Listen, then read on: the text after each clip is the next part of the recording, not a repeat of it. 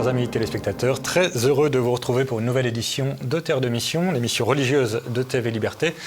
Et très bon dimanche de la joie. Vous savez que le 4e dimanche de Carême est un dimanche en rose, puisque nous approchons de Pâques. Le violet se teinte un peu de blanc.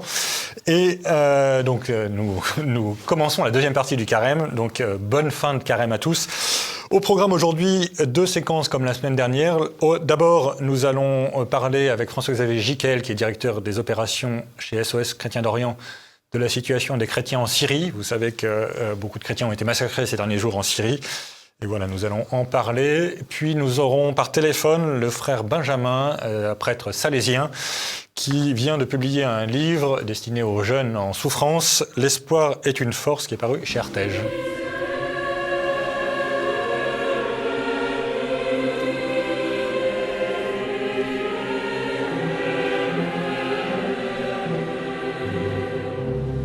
Nous revenons sur le plateau de Terre de Mission et j'ai le plaisir d'accueillir François-Xavier Giquel. Bonjour François-Xavier. Bonjour. Vous êtes le directeur des opérations d'SOS Chrétiens d'Orient, une association qui est assez chère à nos cœurs, à moi et à beaucoup de téléspectateurs, parce que vous avez fait un travail fantastique. Alors je ne dis pas à la façon Laurent Fabius, hein, c'est pas SOS Chrétiens d'Orient, on fait du bon boulot comme Al-Qaïda, mais pardon pour cette mauvaise plaisanterie, mais depuis 2014 ou quelque chose comme ça, votre association a fait beaucoup pour soutenir les chrétiens d'Orient, évidemment, principalement, mais chez eux, les aider à rester chez eux, parce que le cœur du sujet, c'est qu'il faut qu'il y ait une présence chrétienne, spécialement en Syrie, en Terre Sainte, cet endroit où il y a des chrétiens depuis le Christ. C'est pas supportable d'imaginer qu'on ne va plus en avoir dans 50 ans. Et donc, bref, je suis très admiratif du travail que Charles de Meyer, Benjamin Blanchard et toute l'équipe font. Et donc, je suis toujours ravi de vous recevoir. Mais là, je vous reçois pour une mauvaise nouvelle. Souvent, je vous reçois pour une église dédicacée, c'est une bonne nouvelle. Mais là, c'est une mauvaise nouvelle, c'est la Syrie. La Syrie, donc sans grande surprise, le gouvernement comment on appelle ça, des islamistes démocrates ou des islamistes modérés ou des islamistes je sais plus quoi, évidemment devient de plus en plus islamiste, de moins en moins démocrate ou modéré. Et donc il y a eu ces derniers jours des massacres de chrétiens et d'alaouites assez massif, hein, c'est pas du tout c'est pas des bavures, c'est des vrais massacres. Et donc je voulais un peu qu'on fasse le point et que nous puissions tous prier et puis éventuellement soutenir nos frères chrétiens de Syrie. Quelle est la situation aujourd'hui ? Alors, la situation est complexe, mais ce qu'il faut, en effet, comme vous l'avez souligné, ajouter à cette équation complexe, c'est qu'on est quand même obligé de commenter, en effet, sur la capacité politique d'islamistes à gérer un pays sur les rives de la Méditerranée, au port de l'Europe. Donc, on essaye de savoir comment ça va s'organiser, à quelle sauce on va être mangé, mais encore une fois, on essaye de faire preuve d'espérance en essayant d'accorder un peu de crédit à des gens qui, hier, combattaient sous la bannière d'Al-Qaïda. Ouais, donc, c'est un sujet qui n'est pas simple à traiter. Moi, j'y étais il y a 15 jours. Alors, la situation... Alors, ça dépend des régions de la Syrie. Hein. Il y a des régions comme Damas ou Alep qui sont plutôt bien contrôlées par le gouvernement, dans lesquelles on peut vivre à peu près normalement pour l'instant, parce que tout change au quotidien.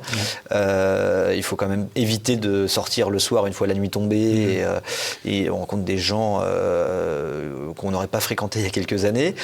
Mais je me suis rendu également dans notre bureau de Homs où la situation est extrêmement pesante. Notre collègue sur place, Pierre-Augustin Guillermet, une personne qui s'est fait abattre en bas de son immeuble en sortant le matin pour aller au travail. Il a vu le cadavre entouré de barbus sur le trottoir. Nos anciens collègues également a eu sa femme qui l'a appelé en urgence parce que quelqu'un s'est fait assassiner devant lui. Et en fait, c'est relativement monnaie courante des gens. Alors c'est toujours pareil, pour des crimes crapuleux, se font enlever et tuer au quotidien. Et on dit qu'évidemment, ce sont des groupes qui échappent au contrôle du gouvernement. Le problème, c'est que est-ce que le gouvernement cherche à contrôler, veut vraiment chercher à contrôler et peut vraiment contrôler ? Et c'est ce qui s'est passé dans ces exactions auprès de la population alaouite. Tous les observateurs internationaux, en tout cas la majorité, disent que ce ne sont pas les troupes du gouvernement qui ont commis ces exactions. Alors, il faudrait rentrer dans le détail de qui fait quoi quand il n'est pas en service. Voilà, mais il faudrait mesurer la taille des barbes pour savoir qui est de quel côté. Mais ce qui est certain, c'est que déjà le gouvernement n'a pas pu l'empêcher. On sait que les supplétifs qui ont commis ces massacres sont passés par les points de contrôle du gouvernement et n'ont pas été stoppés. Et maintenant, la question est de savoir, le gouvernement a promis la justice et des arrestations et des jugements. On les attend toujours.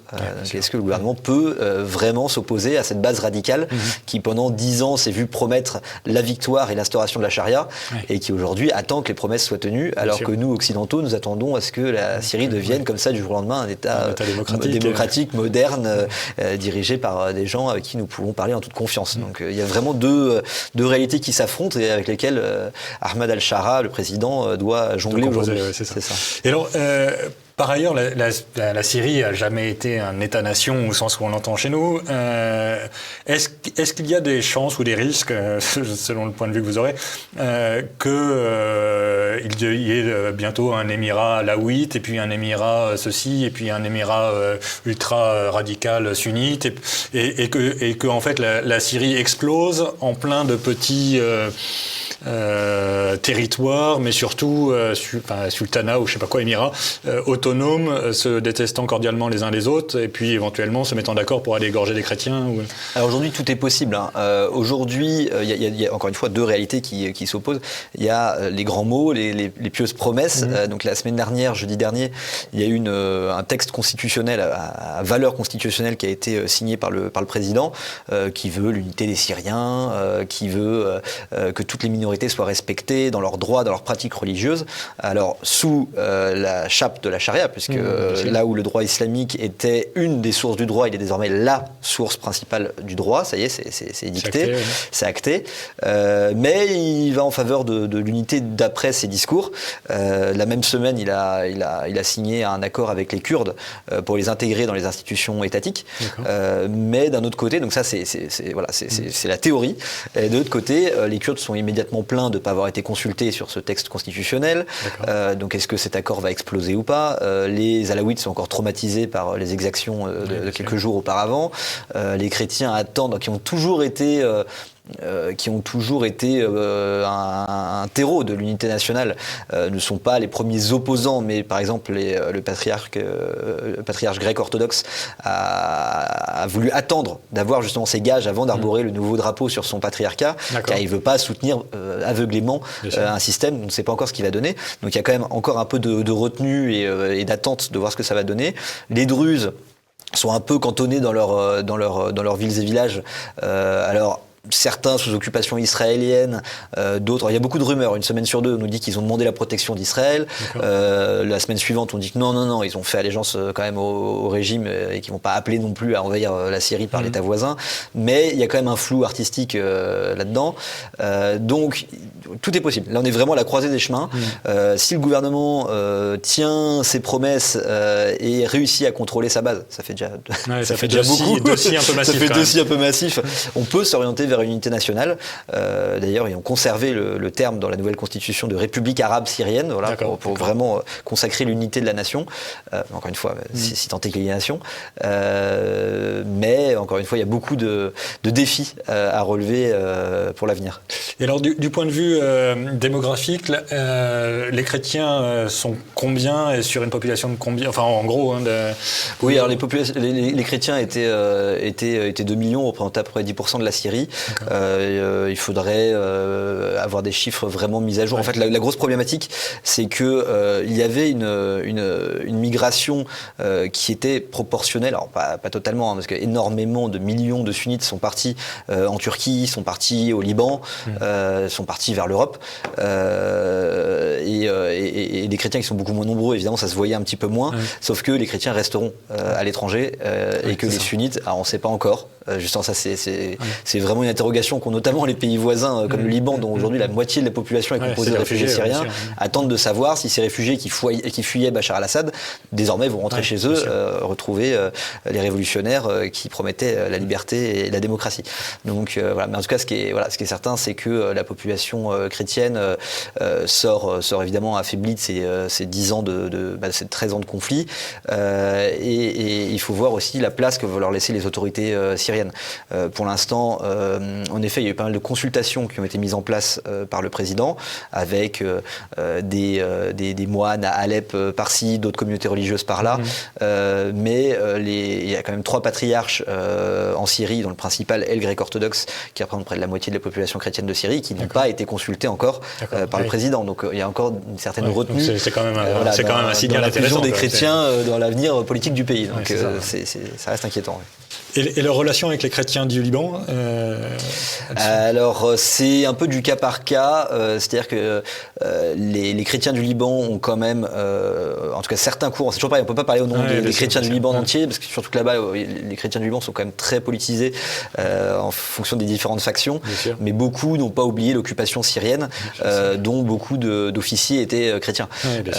Donc, il y a quand même certains souvenirs un peu douloureux entre ces deux pays. Mais certains ont quand même, durant la guerre, appris qu'il y avait des choses prioritaires à faire passer avant ces rancœurs face au péril islamiste. C'est clair. Et donc SOS Chrétien d'Orient est présent en Syrie depuis longtemps. Vous avez l'espoir d'y rester, ou est-ce que vous êtes prêt à partir du jour au lendemain? Enfin, comment ça se présente? Si c'est des problèmes de sécurité, vous répondez pas. Non, en fait, nous, la curiosité. Nous, justement, c'est assez intéressant comme question, puisque certains médias subventionnés nous ont fait des faux procès, nous ont accusés de servir à la propagande de X ou Y, ce qui n'a jamais été le cas. Puisque, on en parlait juste avant, justement. Au Liban, nous travaillons avec des chrétiens qui étaient extrêmement opposés à l'ancien régime syrien. Nous, on ne fait pas de politique. Nous, on travaille avec les autorités légales, tout comme les associations en France ne travaillent pas pour Emmanuel Macron, mais pour les Français. Et donc, nous étions enregistrés légalement auprès des mêmes organes, par exemple, que les Nations Unies. Et le régime ayant changé, nos objectifs stratégiques et les besoins de la population restent les mêmes. Donc, nos moyens d'action restent les mêmes. D'ailleurs, l'organisme auprès duquel nous étions enregistrés est demeuré. Il a simplement changé de nom et de tête dirigeante. Mais en fait, voilà, nous on poursuit. Et d'ailleurs, on poursuit des grands projets en faveur de la population avec ces organismes. Et on a été reçus par des autorités légales du pays. On dialogue en bonne intelligence. On a obtenu les autorisations nécessaires à continuer notre grand projet du côté de Homs de production de lignes de boulangerie pour la population. Donc nous, tant qu'on veut bien de nous, on est très heureux de travailler en Syrie, encore une fois, pour les Syriens et pas pour un gouvernement ou un régime, quel qu'il soit. Merci beaucoup, François-Xavier, pour ces éclairages. Et évidemment, nous prions bien pour les chrétiens de Syrie et puis par ricochet pour SOS Chrétien d'Orient qui fait, encore une fois, du bon boulot. Je trouve que ce monsieur Fabius est quand même un attaché de presse remarquable. C'est ça. Merci, François-Xavier. Avec plaisir.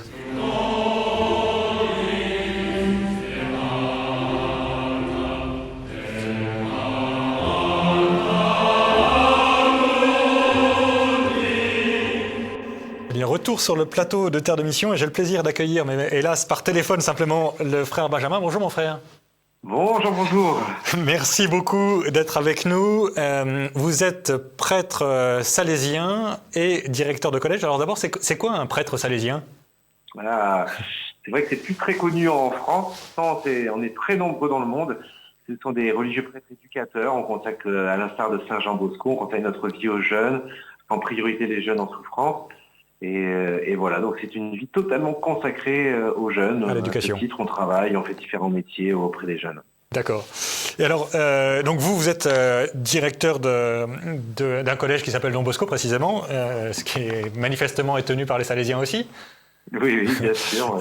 Et alors, je vous reçois, pas pour le collège que je ne connais pas, mais pour un livre que j'ai reçu récemment et qui est très inspirant, qui s'appelle « L'espoir est une force », qui est paru aux éditions Artege, sous-titré « Petit manuel pour trouver la lumière quand tout va mal ». Donc, évidemment, le sous-titre est extrêmement clair. Concrètement, ce livre, c'est un petit livre, qui est un livre plutôt pratique, avec plein d'exercices, de propositions, de témoignages, etc. Donc, c'est pas du tout un livre théorique, c'est pas un livre de philo. Mais c'est un livre qui est très adapté, si je vous suis bien, aux adolescents qui sont un peu mal dans leur peau, si je puis dire. Voilà. j'ai l'honneur depuis maintenant, je peux déjà dire des décennies, d'accompagner des jeunes qui sont dans des problématiques de mal-être. Ouais. Et finalement, j'ai repéré à un moment donné un certain nombre d'idées ou de façons de transmettre des idées qui sont en fait clairement des idées issues d'évangile, hein, évidemment, mais des idées qui ont pu les aider à passer ce cap, à éviter le pire parfois. Et donc, quand vous dites le pire, pardon de vous interrompre, quand vous dites le pire, vous voulez dire y compris jusqu'au suicide ou c'est... Oui, D'accord. Okay. Clairement. Moi, j'ai vraiment avec des jeunes qui étaient dans ces problématiques-là. D'accord. Et donc, pas mal de correspondances écrites qui permettent de poser les idées, et pour eux et pour moi. Et j'ai un petit peu fait un compendium de tout ce qui est de tous ces... ce qui a été porteur dans ces idées, dans cette façon d'exprimer les choses, qui ont, entre guillemets, peut-être aidé des jeunes à passer des étapes difficiles. Et donc, je les ai rassemblés dans un livre que j'ai ensuite, dans un deuxième temps, fait lire, revoir, corriger, augmenter, soustraire, bref, affiné par une équipe de jeunes qui étaient un peu touchés par cette problématique, parce que c'est eux-mêmes qui disaient mais que ce serait bien que tout ce qu'on s'était échangé puisse profiter à d'autres. Et c'est comme ça que c'est mis en place tout doucement, c'est dessiné tout doucement ce livre. Voilà. D'accord. Donc c'est un peu l'anti-suicide mode d'emploi, si je puis dire. Ouais, d'ailleurs, je voulais l'appeler suicide mode d'emploi de façon un peu ironique, mais bon, effectivement, ça a été déjà pris, donc bon. Ouais.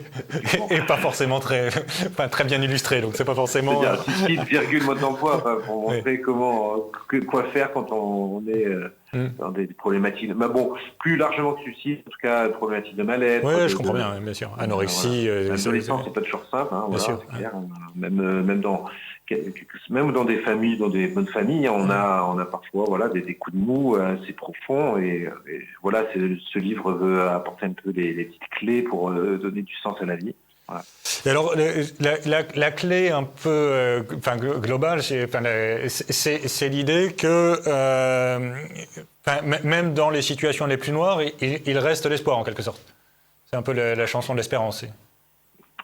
Oui, alors rien n'est jamais foutu, ça c'est capital de le saisir en long, large et en travers, c'est tout le cœur de l'évangile, rien n'est jamais foutu, alors qu'on était condamnés, nous sommes sauvés, et on a besoin d'être sauvés d'ailleurs. Donc voilà, oui, ça c'est vraiment le message central du livre, c'est ça. Ouais. Et même montrer que les épreuves, les impasses dans lesquelles on pense être sont peut-être au contraire des tremplins. C'est une façon aussi de voir les choses. C'est un peu ça que j'essaie d'indiquer dans le livre. C'est une façon peut-être plutôt que de résister à la souffrance, c'est-à-dire se rebeller, plutôt accueillir ce qu'elle a à nous apprendre, à nous dire, à nous révéler. Et ça, c'est un discours qu'on peut entendre, y compris dans la période de souffrance, ou qu'on n'entend qu'à la fin de la période, quand on se retourne vers ce qu'on vient de vivre? Je suis sûr qu'il ne faut pas attendre d'en être sorti, même si parfois avec le recul on s'aperçoit à quel point c'est vrai. Mais non, je pense qu'il faut tout de suite, dans les moments de difficulté, se dire tiens, ça vient me dire quelque chose, ça vient me révéler quelque chose, un peu comme la douleur. La douleur, on a mal quelque part. Bien, voyons voir qu'est-ce que ça veut dire, pourquoi j'ai mal là, c'est quoi ce symptôme. D'ailleurs, on va voir un médecin pour essayer d'y voir plus clair. Donc non, la souffrance, elle est à entendre dès maintenant, elle a quelque chose à nous dire sans attendre d'en être sorti. Oui. Alors peut-être on peut rentrer un peu dans le plan du livre. Ça commence, les titres sont très jeunes, entre guillemets. Ça commence par J'en ai marre, c'est un peu l'introduction. Partie 1, J'en peux plus. Partie 2, Qui suis-je, qui es-tu? Et partie 3, Que faire ou ne pas faire? Comment est-ce que cette gradation s'articule en quelque sorte? Ah oui, je pense que un peu comme lorsqu'on écoute un jeune qui vient se confier sur ses préoccupations, on commence par se taire, nous, adultes, et vraiment ne pas réagir trop vite à travers 1000 conseils, mais vraiment accueillir ce qu'il y a à accueillir. Déjà, un jeune qui va pas bien, il a besoin de se sentir accueilli de façon inconditionnelle. Et le meilleur service qu'on puisse lui rendre, c'est d'abord cette écoute, cette qualité d'écoute sans jugement. Donc c'est pour ça que je fais un premier chapitre où d'abord, plongeons dans ce problème que j'ai, ces épreuves, ces souffrances. D'ailleurs, il y a un sous-chapitre qui dit j'ai honte de t'embêter, il y a pire ailleurs. Voilà, donc c'est vraiment plongeons, je dirais, dans cette question de j'en peux plus. Ouais. Accueillons ça, quoi. Voilà, regardons-le en face et accueillons-le. Voilà. Puis dans une deuxième partie, vers quoi ça nous mène, qu'est-ce que ça vient nous apprendre sur nous-mêmes, sur qui on est, sur les questions fondamentales de la vie. Peut-être que ça nous oblige à nous poser des bonnes questions, en fait. Voilà. Puis après, il y a des choses un peu plus concrètes, peut-être dans le. Bon, il y a toujours des questions. Il y a des choses un peu concrètes tout au long, mais la troisième partie, on est plus sur la solution, quoi. Mettre en mouvement, quoi. Oui. Ouais. Ok. Et donc, ce livre, en fait, c'est un livre que vous avez écrit à plusieurs mains, alors si je comprends bien. Ben oui.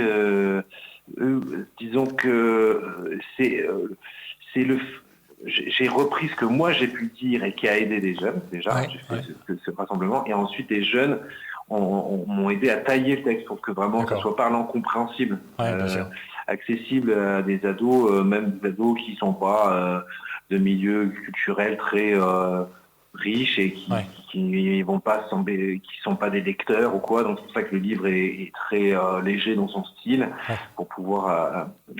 Et il y a eu une troisième relecture avec des professionnels aussi. Alors une association de psychologie, de psychologues chrétiens, en écoutant SOS Amitié, des éducateurs spécialisés, enfin voilà, des gens de bons conseils aussi. Il y a eu une troisième relecture, je dirais un peu professionnelle aussi. D'accord. Moi aussi, je suis professionnel dans le monde de la jeunesse, mais c'est sûrement mais plusieurs regards valent toujours mieux qu'un. Ouais.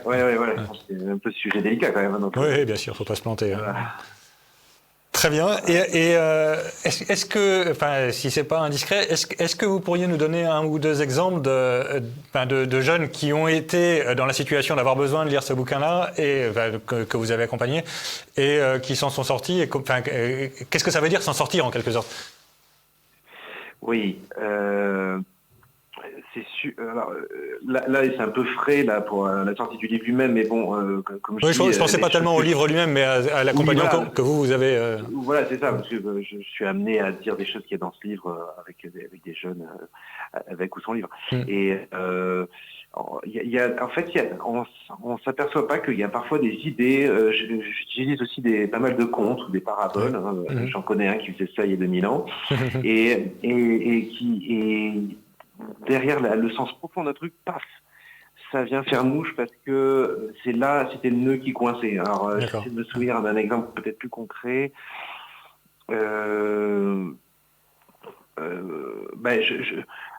Par exemple, le J'ai besoin de toi qui clôt le livre, que j'explique bien à la fin.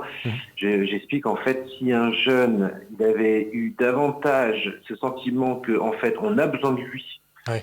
Le monde a besoin de lui, et ce qu'il a apporté est absolument unique au monde, et c'est bien ce que fait le Seigneur avec nous, ce que fait Dieu avec nous. Il nous confie d'immenses responsabilités, il confie même les rênes de l'Église à des pauvres bougres d'apôtres qui sont loin d'être parfaits. Donc en fait, ils comptent sur nous vraiment, et donc nous, on doit pouvoir aussi signifier à nos jeunes qu'on compte sur eux, et donc il y a aussi toute la question des responsabilités derrière ça. Enfin, tout ça pour dire qu'un jeune qui, dans ma pratique éducative, a pu sentir à quel point je lui faisais confiance et qu'en fait j'avais vraiment besoin de lui, que s'il faisait pas bien le taf, si je puis dire, ou s'il accomplissait pas bien cette mission, ça allait faire capoter. Ça aurait les conséquences. En fait, ça c'est quelque chose qui peut sauver les vies. D'accord. Ça a l'air bête comme ça. Non, ça donne une colonne vertébrale. Bien sûr. En fait, on compte sur moi. On devient adulte, quoi. J'arrête peut-être de me morfondre, de tourner en boucle dans des raisonnements trop enfermants, voire narcissiques, mais voilà. Ouais. Merci beaucoup. Merci beaucoup, mon frère. Donc, frère Benjamin, l'espoir est une force. C'est paru chez Artege. Vous voulez peut-être un dernier mot, si vous voulez? Ouais, non, mais voilà, je pense. je sais que ça fait très prétentieux de le dire, mais c'est pas grave, c'est pour les jeunes. Je pense qu'il y a des choses dans ce livre qui peuvent sauver la vie des jeunes. Vraiment. Donc je suis assez disposé à me battre bec et ongles pour le faire connaître parce que je vois bien que ça a apporté du fruit et voilà, c'est pas parce que c'est mon livre, c'est parce que finalement c'est des idées. C'est des idées qui marchent. De notre héritage chrétien, hein, tout simplement. Et qui est accessible à des gens pas forcément chrétiens. Bien sûr. Merci beaucoup. Donc, frère Benjamin, voilà, tous nos prières vous accompagnent pour l'éducation des jeunes, qui est une mission importante de l'Église en général et de vous en particulier. Ainsi s'achève notre émission. La semaine prochaine, ce sera Jean-Pierre Maugendre qui animera Terre de Mission. Nous nous retrouvons, dans 3 semaines. Et d'ici là, que Dieu nous garde.